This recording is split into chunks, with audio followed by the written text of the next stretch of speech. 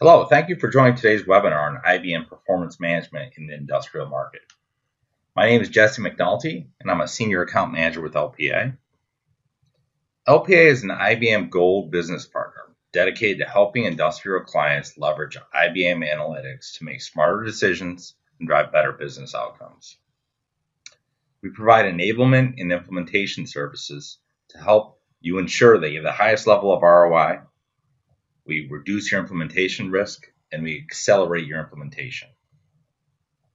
We chose IBM as a partner due to their commitment to innovation, end-to-end analytics capabilities, and cloud leadership.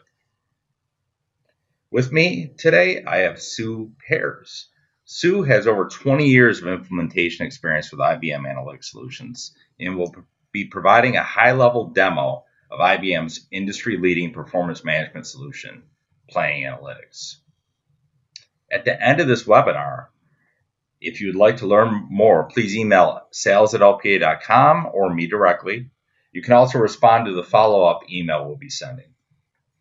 LPA offers a free consultation session as well as a custom demo to help you learn more about how IBM Analytics Solutions could improve your organization's performance. I'd like to start to talk today around what leading analytics companies are doing to better differentiate. One of the key components here is not just planning and budgeting. It's to link your financial and operational performance management.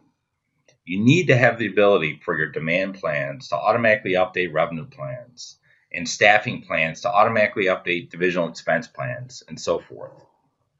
You need that additional lead time. You need that foresight, as operational causes are linked to financial outcomes. Imagine if you had an extra month or quarter of reliable foresight on revenue or expenses.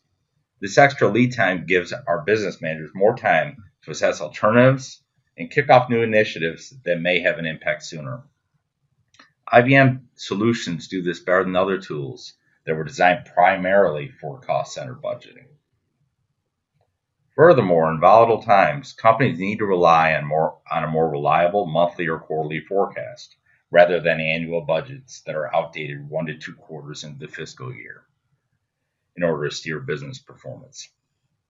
Our solutions provide automated workflow, automated alerts, process reporting to help analysts automate the distribution, collection, and aggregation of the forecast from all the right participants in the enterprise. Security and access controls help automate and coordinate submittals and approvals. You can run process reports to provide real-time visibility into the status of forecasts, whether they are started, incomplete, in progress, or successfully submitted. We have customers where over 1,000 cost center managers are updating driver-based rolling forecasts on a monthly basis and rolling these up into a consolidated corporate P&L balance sheet and cash flow. Other tools designed for cost center budgets are limited in these capabilities. In summary, leading analytics companies establish a dynamic, reliable performance management system that links finance and operations in order to steer business performance and adapt to risk. What platform are you using today to manage performance and make your key business decisions? A recent survey of CFOs found that 52% of respondents are using spreadsheets. Only 15% are using an analytic tool that can help tell the whole story. How many uninformed decisions is this leading to in your organization if you're using Excel?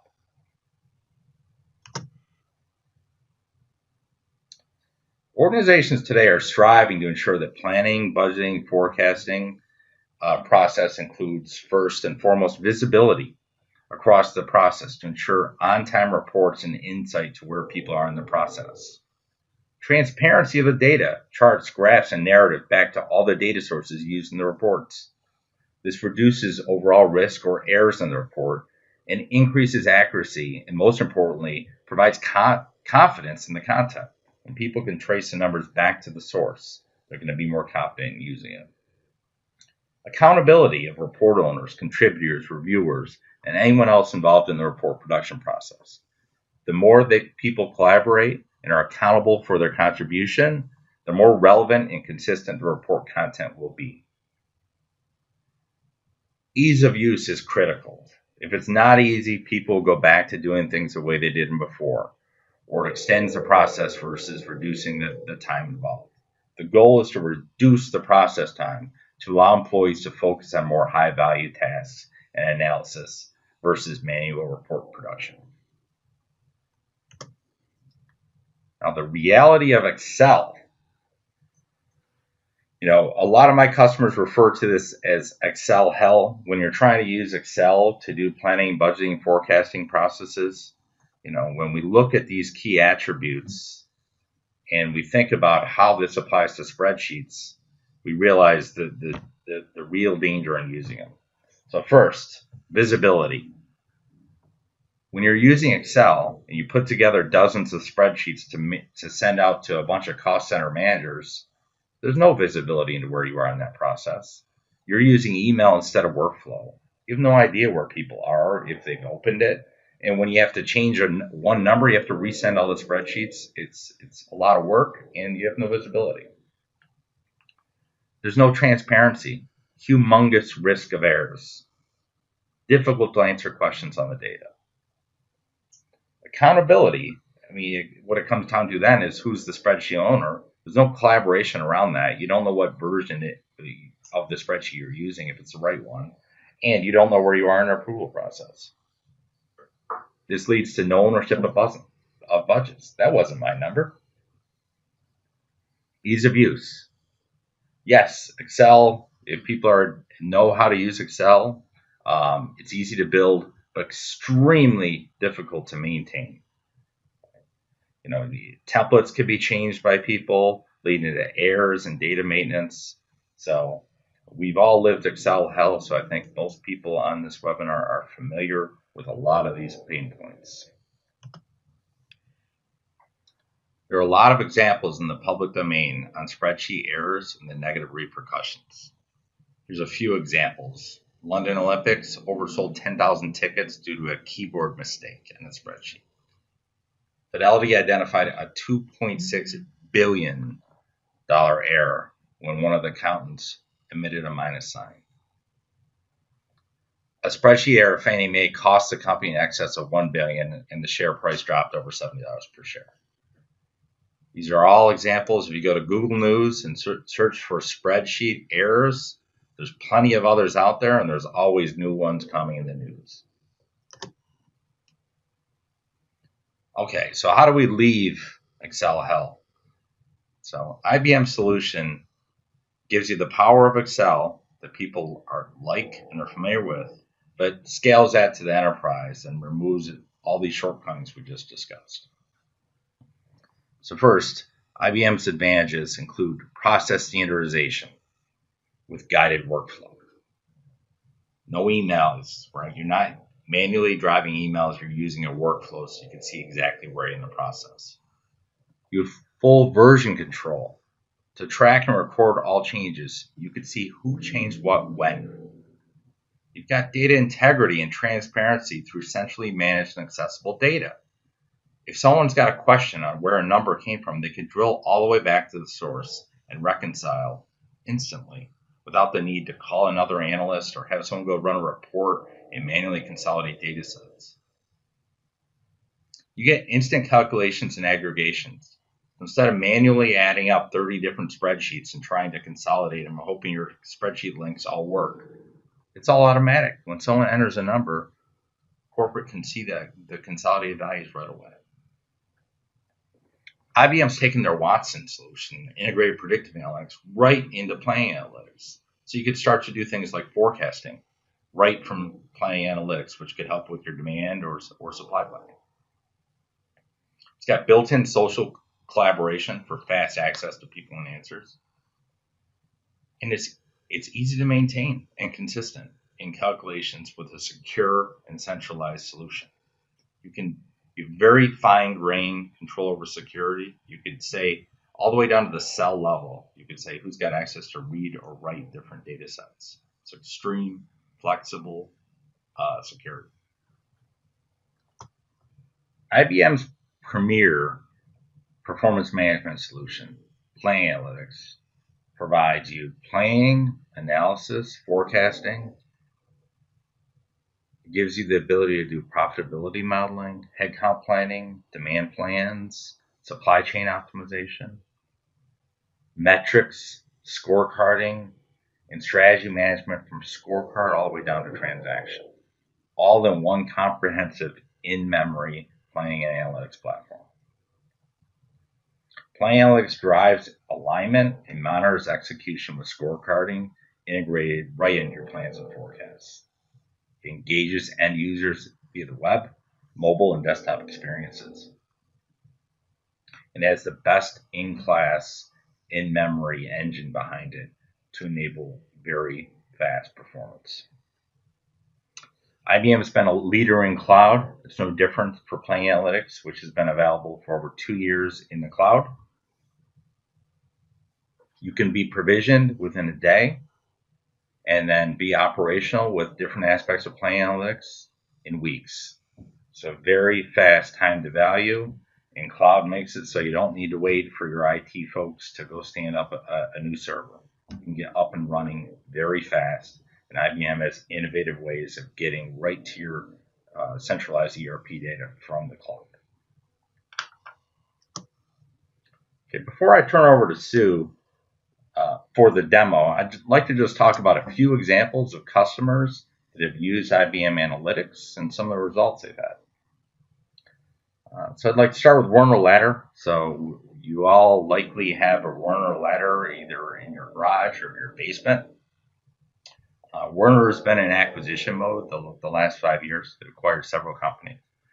They've been operating with many different ERPs, and they were using Excel to consolidate key performance management data across all those ERP systems and attempt to make centralized decisions off of those consolidated results. If we go back to the Excel pains we talked about earlier, that's exactly what Werner was facing. So they replaced that with the IBM Analytics platform that provided them at scorecard level the ability to see exactly how they were doing, but also the ability to drill down all the way to the transaction when necessary to help support key decision making. They cut down on the amount of time it takes to run those reports, so they can make decisions earlier and have an impact much sooner in the process. So Werner found tremendous advantages in using IBM Analytics. Fernco. Fernco makes flexible couplings that may be in your walls right now. If you go to Lowe's or Home Depot and you look at plumbing, you'll find Fernco's name there if you've never heard of Fernco. Their problem is similar. They have multiple locations throughout the world. In some cases, different ERPs and different source systems required to support their budgeting, forecasting, and sales and operational processes. So it's very labor intensive every time they would do a budget or a forecast. They leveraged planning analytics to replace their current manual process and could much more rapidly complete their budget and forecast process. They went from spending weeks to using planning analytics, where they were just getting stuff done in days, end-to-end processes. This allowed them to go focus on more important things like making key decisions off of the data that they have. So these are just two examples of companies that have used these platforms to help them make better decisions and put a strong performance management platform in place. Okay. Now I'm going to turn it over to Sue, who's actually going to give you a demo of Planning Analytics. Okay, take it away, Sue. Thanks, Jesse.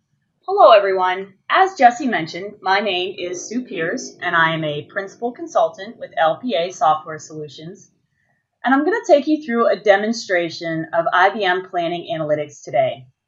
And while I'm going through the demonstration, should you have any questions, please type them into the chat window. It's quite possible that we won't have time on the call today to answer all of your questions, but we will certainly capture those questions and respond to you within the next day or two.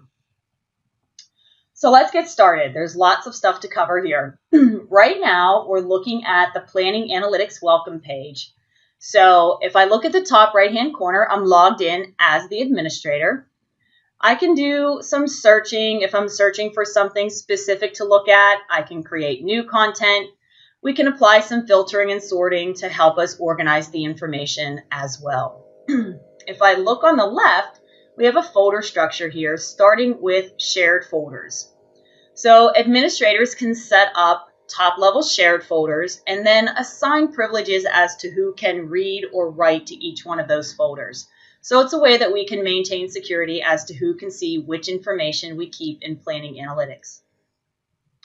Each user also has their own personal folder where they can create their own subfolders, and each person has read and write access to their own personal folder and any subfolders or planning analytics workbooks that are saved within.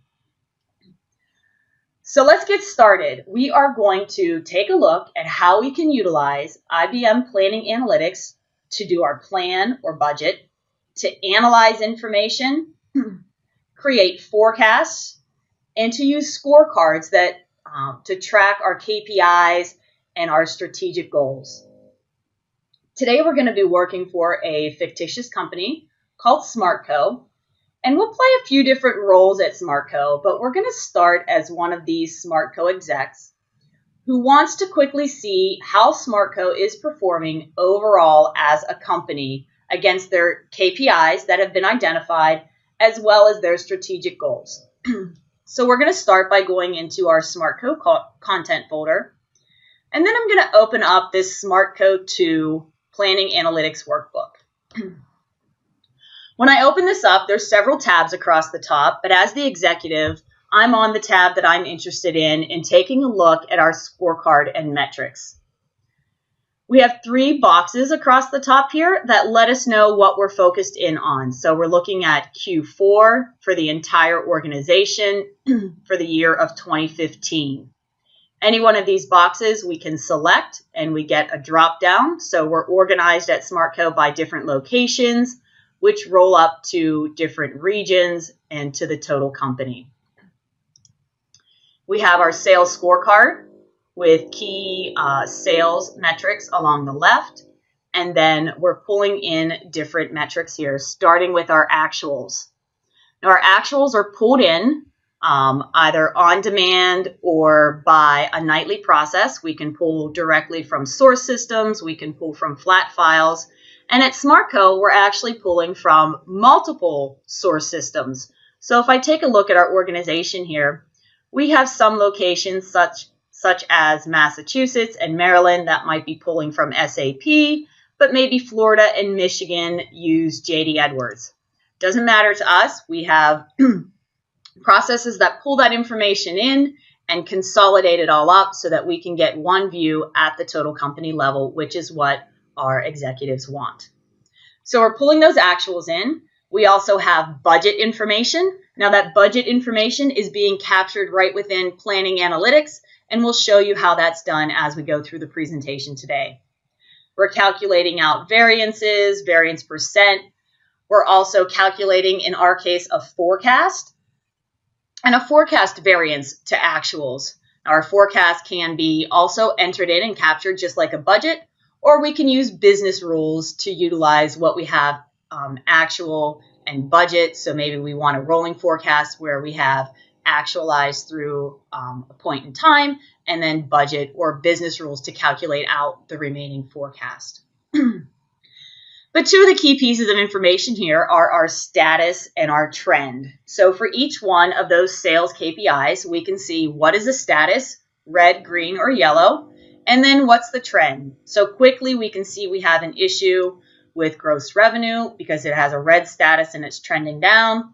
Things are looking better for cost of sales because the status is green and trending up.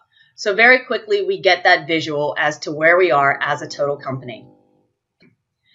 If I look down to the bottom left, we're focused in on net profit here, and we see that net profit is red but trending up. So we want to understand what's causing that.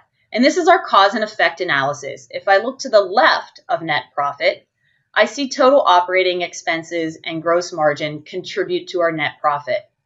I see gross margin is red, but it is trending up. So we've probably made taken some corrective action there to get our gross margin trending up. What concerns me more is total operating expenses is green, but it is trending down. So I want to take a look at what's behind total operating expense. And if I select that, I can see the details around actuals, budget, and the tolerance. Okay? And then we also said we had some strategic goals. So if I go over to the right here, I see that we have different goals for revenue and expenses and profitability, all going up to meeting our overall goal of being able to meet our current year plan as we've stated to the market. So if I look at each one of these boxes here, I can see for the overall company, I have eight items contributing to this goal that are green. That's good. I have 2 that are yellow and 6 that are red.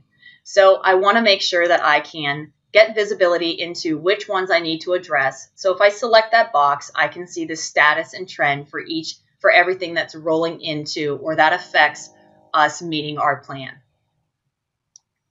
So as the executive, I do want to take a look at what's going on. I see the total company. I'd also like to just dig a little deeper. Is it a specific region that is having an issue, and that's why our gross revenue is going down? So I'll just start at the top with the East region.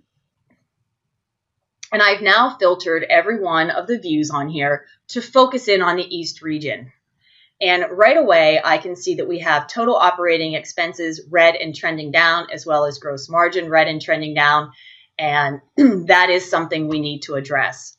If I look at our strategy maps over here, I see the ability to grow revenue so that we can increase profitability by 10% annually. I can't do that if my gross revenue is trending down and our revenue per FTE is trending down. So that's about as far as I want to go as the executive here. What I now want to do is I want to reach out to that Eastern regional manager and say, hey, can you take a look at this? Can you dig a little deeper and let me know what's going on? I can send him an email. We also have chat right within here where I could send him a message on this particular scorecard with his Eastern region selected. So we're now going to switch gears. We're now going to become that Eastern regional manager.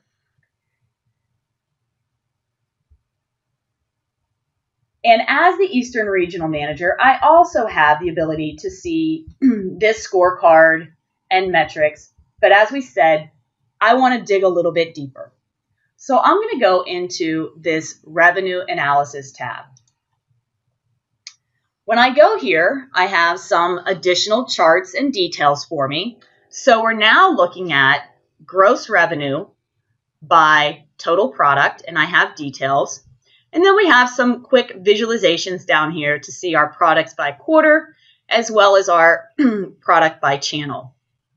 Across the top, this is what we call a data player, where I can simply hit play, and it's going to go through each one of the different locations or regions that we have out here.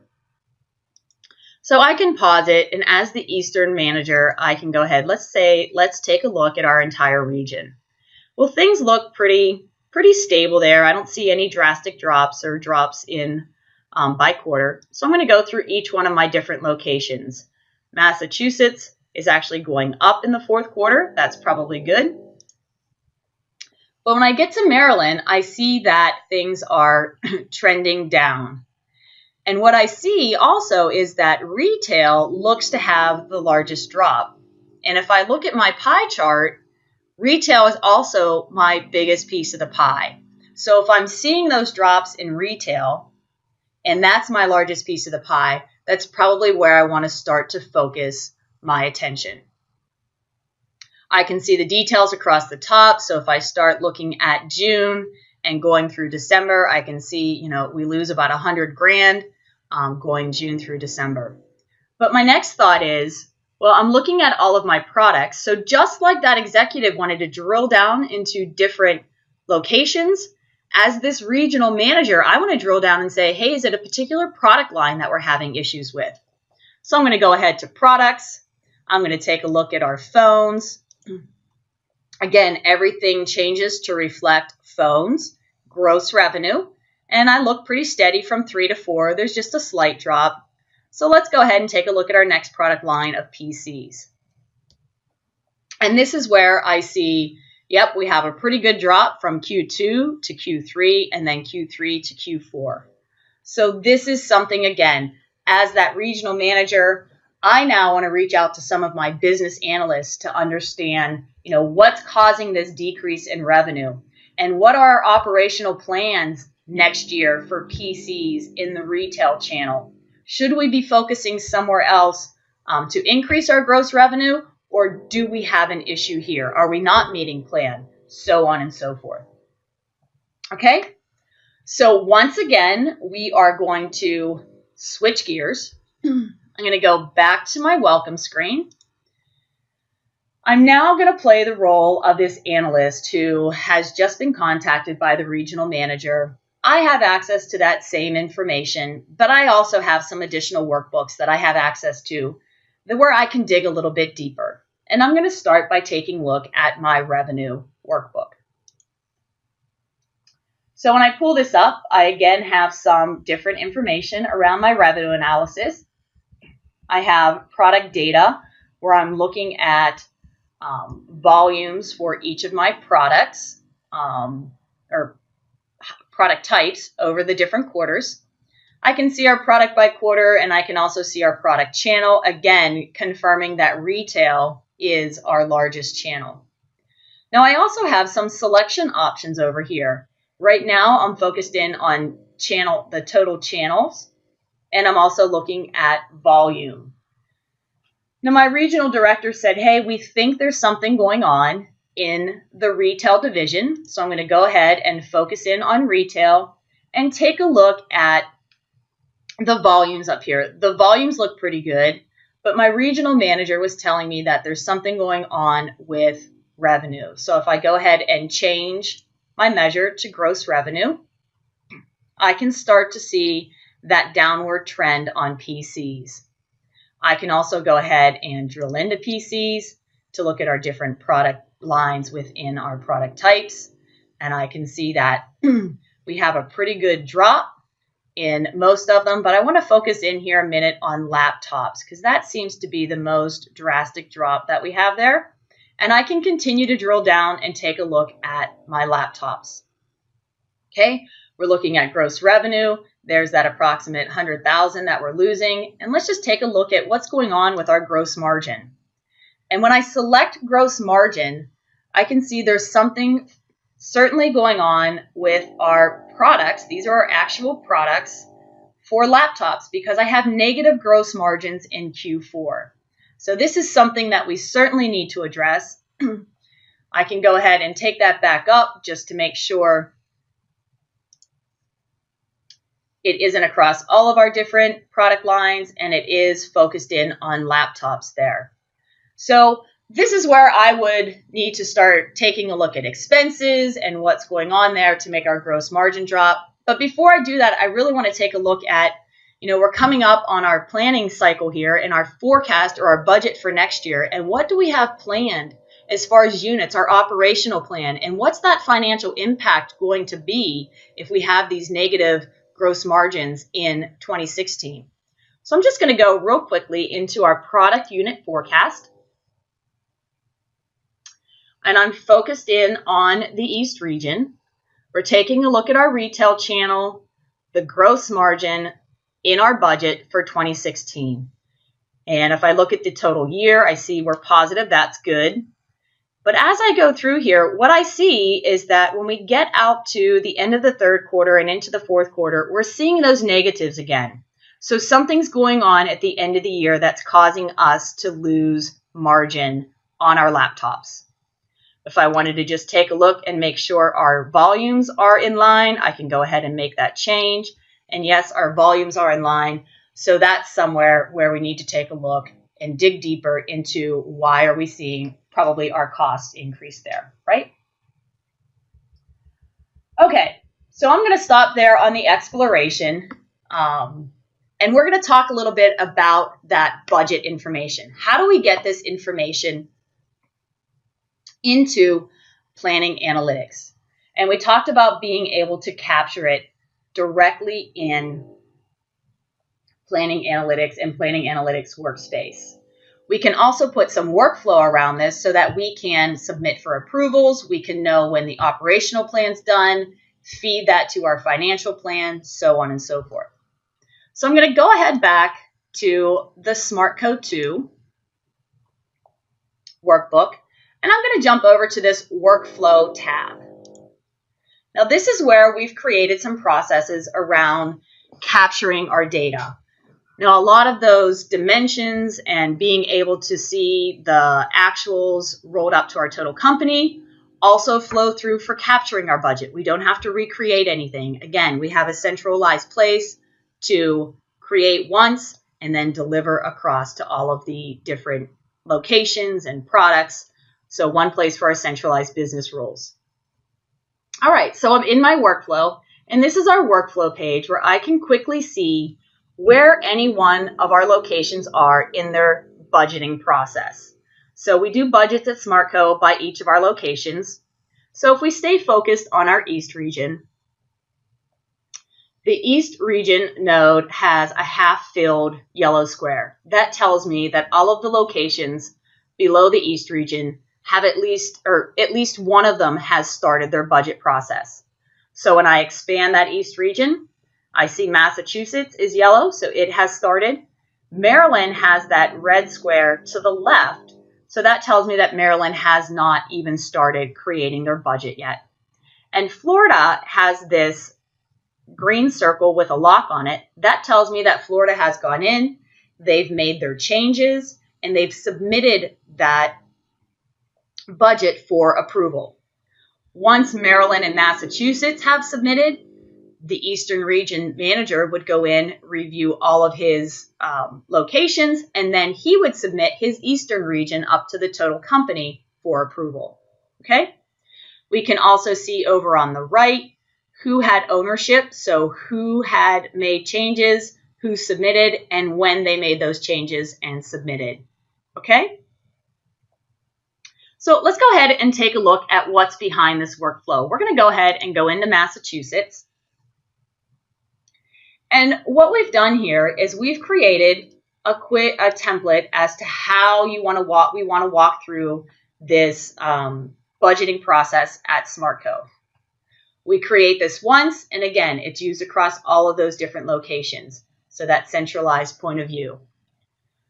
We have revenue, where we can go in and introduce new products. We can say, what does it roll up to? Smartphones. What's our annual forecast? When is it going to be available to the market? And what's a comparable product? Now we're forecasting at the annual level. So when we say add this product, it's going to spread that out across the different months based on the like product plan. And you also see this predicted plan. So we've fed some historical data out to Watson Analytics, ran it through a couple of predictive models, and brought that prediction back in for those comparable products. We have the like product and kind of what we're predicting for this new product plan. So just a way that we can start using Watson Analytics to have those predictions for us and balancing that out automatically within our budgeting process. The other place that I want to go is just to jump over to operating expenses, where I can see what's my target, where am I currently at, and if I wanted to make changes here, I'm going to go ahead and take ownership. We can make changes a variety of ways. We have a lot of shortcuts where I can say, you know what, I want to change telephone to be $3,000 for every month. So I'm just going to type in 3,000, use the greater than sign. That will copy it across to all of the months. I could also come in and say, I want to change everything in other expenses except for the last quarter of the year. So I'm going to say, let's apply a hold. We'll hold those 3 months. And then we'll go ahead and say, you know what, this is going to be 1,200, and we'll copy that across. And it changed everything except those ones that I had held. Okay, so just some quick changes. I could also come in if I want to go to travel. We'll go ahead and close up office expenses. I come into travel. Maybe I want to make a change to vehicles, and I want the full year to be $12,000. I can type that in and it'll go ahead and break that back based off of the ratio to the total that was already there. I can also do percent increases or decreases. If I look at data spreads, I can say percent change. I want to increase by, let's say, 12%. So I'm going to put in the 12%. I'm going to add it to what's already there. When I click apply, it adds 12% to my hotel and again breaks it back accordingly. Okay? So just some quick hits on how we can enter data. Again, we're all entering in to one centralized location. The business rules in the background take care of everything. I don't have to worry about, did I send out the correct Excel spreadsheets? If I'm a contributor, I don't have to make sure that I have the correct Excel spreadsheet. Everything rolls up. And if this is where I want it, I'm good to go with my budget, I can say, let's submit this. It asks me, am I sure? I'm going to say, yes, I am. Notice that everything turns black, and I now can no longer go in and make changes. And when I come back to my workflow page, or if my manager would come in for the Eastern region, he would see that Massachusetts and Florida have completed. He can go in, take a look at them. If he's good, he just leaves it as it is until Maryland submits theirs. If he needs us to make changes, he can certainly come over and say, I'm going to reject this budget, and let us know that there are some changes that we need to make. Okay? So we've taken a look at how we can analyze the information, bringing it in from multiple source systems. We've just shown you how you can capture that budget information and apply some workflow so that you have an approval process and you know where people are in their budgeting process, and having that one place to see the consolidation roll all the way up. The other thing we talked about wanting to show you is how can we do some forecasting or have some rolling forecasts in here. So I'm going to go ahead and jump back to our welcome page, and I'm going to go into my P&L final. When I come in here, I'm going to jump directly to the forecast tab because I want to do a rolling forecast. So again, I can select what part of the organization I want to focus in on. We'll just leave it as Massachusetts. And we're going through the year of 2015. I can see that January through June have been actualized, and my current forecast month is July. So July through December are all forecast months. If we've closed July and I want to make a change, I can go ahead and say, you know what? August is our new forecast month. Notice that July changed to an A and the values down here changed to be actualized values. So what we're doing here at SmartCo is we want to utilize our budget information and our actual information to forecast out the remainder of the year. So if I scroll over to the right, we've defined different drivers. So right now we're saying populate the forecast month with an average of the prior 3 months. Okay, there's different drop downs available here. Maybe I want to fill that with the budget. So I make that change, and it now has whatever I had budgeted for August through December populated into those cells. And my cost of sales, I'm saying, you know what, just use last year actuals. We're pretty much on track to get to where we want to be there. Okay, so that's the rolling forecast. And how you can utilize those actuals and budgets to create those different drivers. And those drivers are your choice if you wanted it to be an average of the last 6 months or the last 2 months, or just take the last actualized month and spread it out or fill the rest of the year. Anything that you want it to be, it can be. Okay? So the last thing I wanted to show you is how do we get here? How do we create these dashboards? How do we create these different tabs? So I'm going to go ahead and just flip into edit mode on my P&L final. Notice that I get this green plus sign here saying, hey, do you want to add another tab or another sheet to this workbook? So I just click that plus sign, and it now gives me some templates, should I want to use different templates for start for formatting, or I could just say freeform.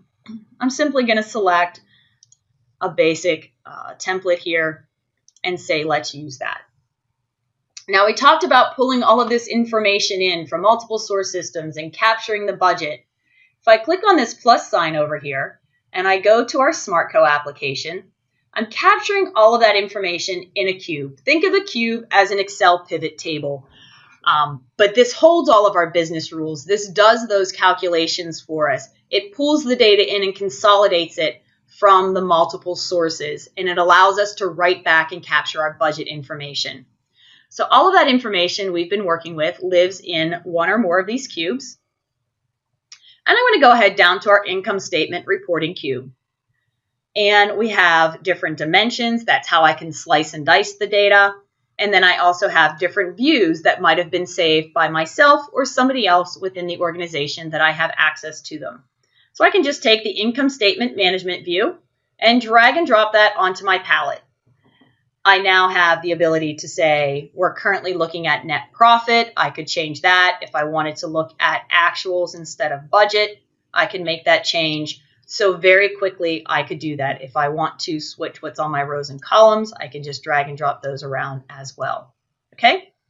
So I can take a view that's already been created and saved, drag it on, and then make changes if I want, or just leave it as is.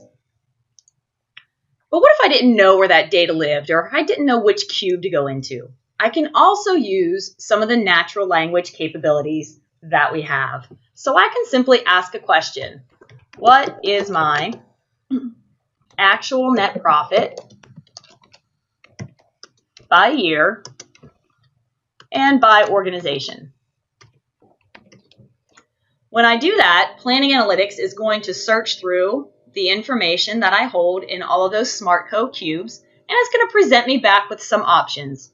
So the first one is coming from the income statement. I also have some information in revenue reporting, and it gives me a sample. We're going to go ahead and use that first one of income statement. We pull it in. It gives us our view right away. As I said, we can drag and drop to switch our rows and columns if I want to take that back.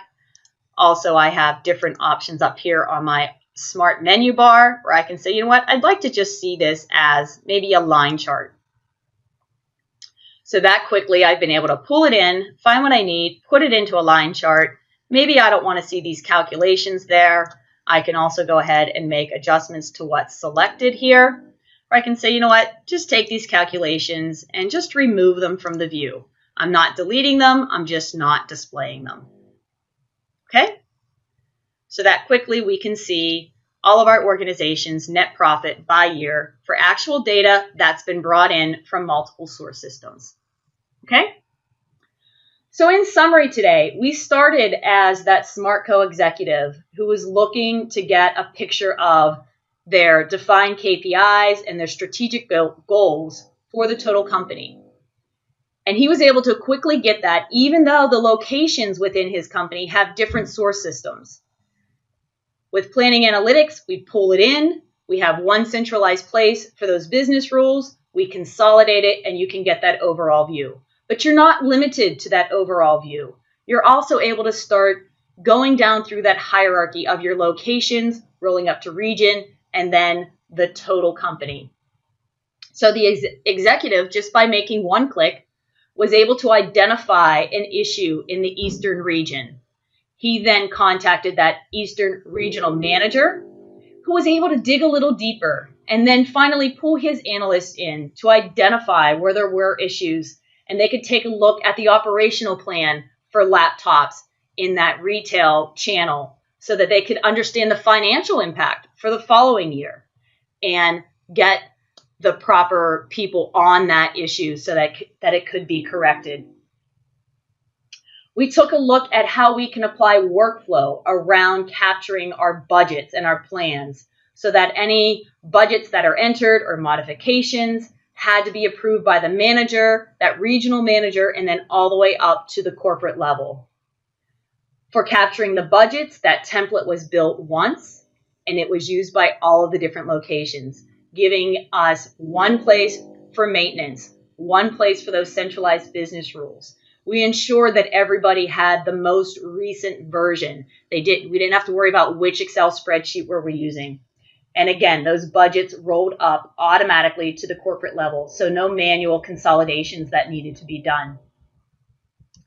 And then we took a look at how we could take that data that we had from actuals and budgets and do some what-if scenarios around what if we're on track from last year, or we use the average of the last 3 months, or we use the budget to populate out those forecasted months in our rolling forecast. And then finally, we just saw how quickly and easily the dashboard and reports can be built utilizing either those saved views or by simply asking a question. And speaking of asking a question, we will certainly follow up with any of the questions that you've typed into the chat screen today. And I'd like to thank you all again for your time today, and have a wonderful day. Okay, Sue, thank you so much for taking us through that demo. All right, in summary, what makes IBM different? So first, IBM Plan Analytics will help you drive pervasive engagement and alignment across the organization. We'll scale your expertise with advanced analytics, things like Watson. And you can leverage cloud to accelerate your journey. Again, you can be provisioned in days. To set up a free consultation with one of our experts here at LPA, feel free to email sales@lpa.com or call the number you see on the presentation. Alternatively, respond to the email we'll send following this event. We thank you very much for joining us today, and we look forward to hearing from you soon.